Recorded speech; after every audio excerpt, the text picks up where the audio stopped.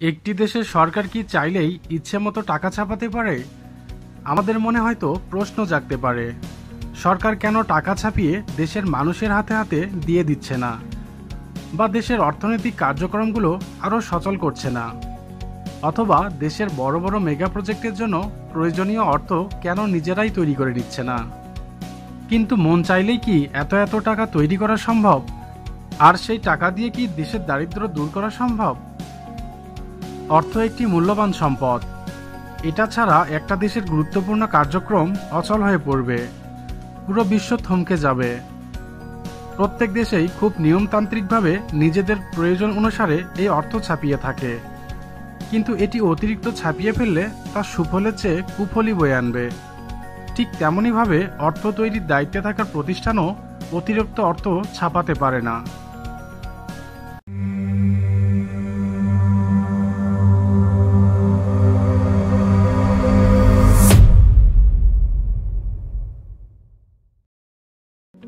টাকা তৈরির দায়িত্ব আসলে কার? একটি দেশের মুদ্রা তৈরির দায়িত্ব সেই দেশের কেন্দ্রীয় ব্যাংকের।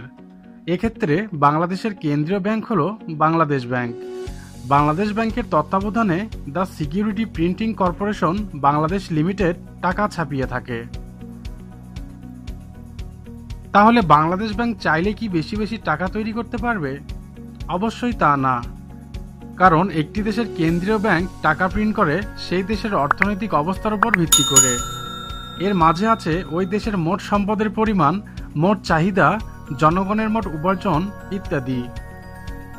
বিষয়টি একটি উদাহরণের সাহায্যে দেখালে খুব সহজ হয়ে যায়। মনে করুন একটি দেশের মোট সম্পদ 10টি পাউরুটি এবং সেই দেশ বছরে 1000 টাকা প্রিন্ট করে। অন্যান্য সকল অবস্থা অপরিবর্তিত রেখে যদি প্রতিটি পাউরুটির দাম 100 টাকা হয়, তাহলে ওই দেশের অর্থনৈতিক অবস্থা অর্থাৎ মোট সম্পদ এবং মোট অর্থ সমান হবে। কিন্তু দেশটি পরের বছর 2000 টাকা প্রিন্ট করলে মোট সম্পদ বলতে সেই 10টি পাউরুটি রইল। তাহলে এই অবস্থায় কি ঘটবে? তখন ওই 10টি পাউরুটির দাম 100 টাকা থেকে বেড়ে হবে 200 টাকা, অর্থাৎ দ্রব্যের মূল্য বেড়ে গেল দ্বিগুণ। প্রিয় ভিউয়ার্স, এই অবস্থায় আপনাদের নিশ্চয়ই বুঝতে অসুবিধা হচ্ছে না যে দ্রব্যের দাম বেড়ে গেলে ওই দেশের মানুষদের কি অবস্থায় পড়তে হবে। আমাদের দেশে যখন কোনো নিত্য প্রয়োজনীয় দ্রব্যের দাম বেড়ে যায়, তখন আমাদের ভোগান্তির শিকার হতে হয়, সেটা আমাদের জানাই আছে। তাই এরকম অযাচিতভাবে টাকা প্রিন্ট করলে সেটা ওই দেশের অর্থনৈতিক ভারসাম্যকে নষ্ট করে দিবে। দ্রব্যমূল্যের এই ঊর্ধ্বগতিকে বলা হয় মুদ্রাস্ফীতি। প্রিয় ভিউয়ার্স, মুদ্রাস্ফীতি কি সেটা নিয়ে আপনাদের মনে হয়তো ইতিমধ্যে প্রশ্ন জেগে থাকবে। তাহলে চলুন জেনে নিই মুদ্রাস্ফীতি কি। মুদ্রাস্ফীতি বলতে এমন এক অর্থনীতি অবস্থাকে বোঝায় যখন দ্রব্যের দাম হু হু করে বাড়তে থাকে এবং টাকার মূল্য বা ক্রয় ক্ষমতা কমতে থাকে। মুদ্রাস্ফীতি এমন এক সংকটের সৃষ্টি করে যার ফলে দেশের মানুষের হাতে টাকা থাকলেও তারা তাদের প্রয়োজনীয় পণ্য বা দ্রব্য সামগ্রী কিনতে পারে না, কারণ সেই দ্রব্যের মূল্য হাতে থাকা অর্থের চেয়েও আরও অনেক বেশি হয়ে থাকে। দেশের কেন্দ্রীয় ব্যাংকের তৈরি করা টাকা হাত ঘুরে জনগণের কাছেই ফেরত যাবে, তাই মানুষের হাতে পর্যাপ্ত অর্থ থাকবে। সেটা দেশের অর্থনীতিতে বিরূপ প্রভাব বিস্তার করবে। কিন্তু এই টাকা থাকাও যা, না থাকাও তা, কারণ ইতিমধ্যে দেশের বাজারে মুদ্রাস্ফীতি ঘটে যাবে, যার ফলে এই বাড়তি অর্থ কোনো কাজে আসবে না। তবে একটি দেশের অর্থনৈতিক উন্নয়ন হয় ধীরে ধীরে।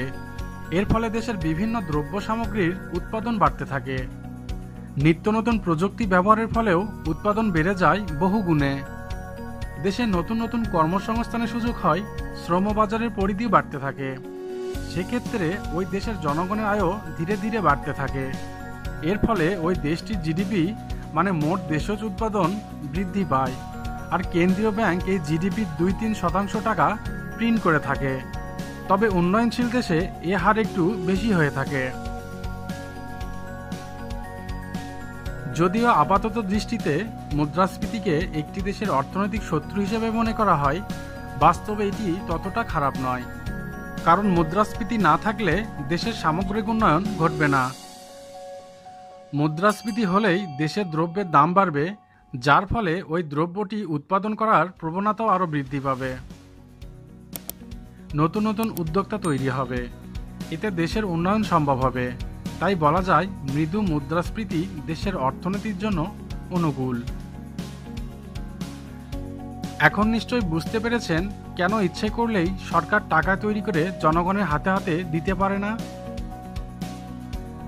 অধিক উৎপাদন না করে যদি অধিক অর্থ বাজারে ছাড়া হয়, তাহলে দ্রব্যের মূল্য বেড়ে যাবে। যথেচ্ছভাবে টাকা প্রিন্ট করলে তা অর্থনীতিতে কোনো অবদানই রাখবে না। এটি শুধু দেশের অর্থের প্রবাহ বৃদ্ধি করে দিবে, যা দেশের জন্য অত্যন্ত ঝুঁকিপূর্ণ।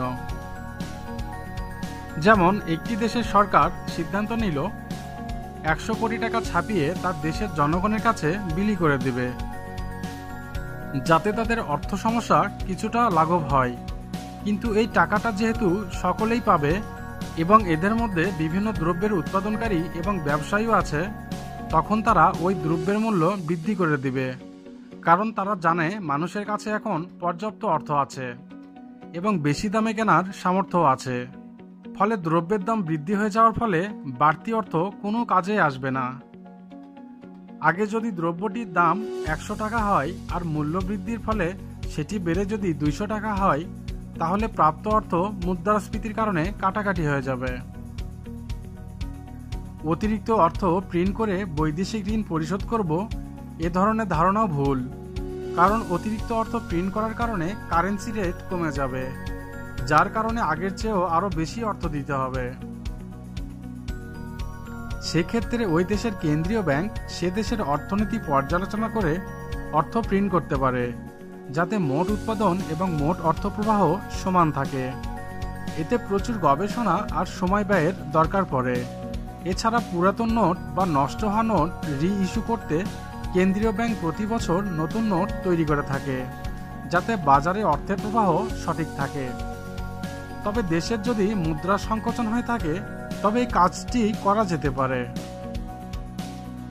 বর্তমানে করোনা ভাইরাস মোকাবেলায় অনেক দেশই অর্থ ছাপানোর দিকে ঝুঁকছে। বাংলাদেশের ক্ষেত্রেও এই বিষয়টি হতে চলেছে। এক্ষেত্রে কোনো কোনো অর্থনীতিবিদ এই বিষয়টির নেতিবাচক দিক তুলে ধরলেও কেউ কেউ এই বিষয়টিকে গ্রহণ করেছেন। তাদের মতে সকলেই অর্থ সংকটে আছে এবং তাদের আয়ও বন্ধ, এক্ষেত্রে মুদ্রাস্ফীতি বাড়বে না। কিন্তু গত কয়েক বছর ধরে অধিক অর্থ ছাপালে মুদ্রাস্ফীতি হবে, এই ধারণার বাইরে গিয়ে অর্থনীতিতে নতুন এক আলোচনা খুব জোরে সোরে চলছে।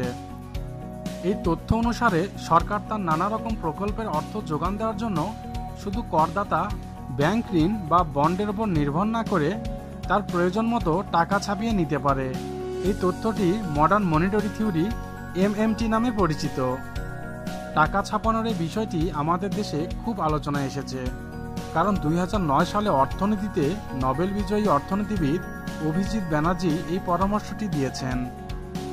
তিনি অভিমত দিয়েছেন, আমাদের দেশের মতো উন্নয়নশীল দেশগুলোর সরকারের উচিত নিম্ন আয়ের মানুষ বা একেবারে দিনমজুর শ্রেণীর লোকের কাছে অর্থ সরবরাহ করা, যাতে তারা চলতে পারে। এতে বাজারেও অর্থের প্রবাহ হবে, যা করোনা পরিস্থিতির কারণে থমকে গিয়েছিল।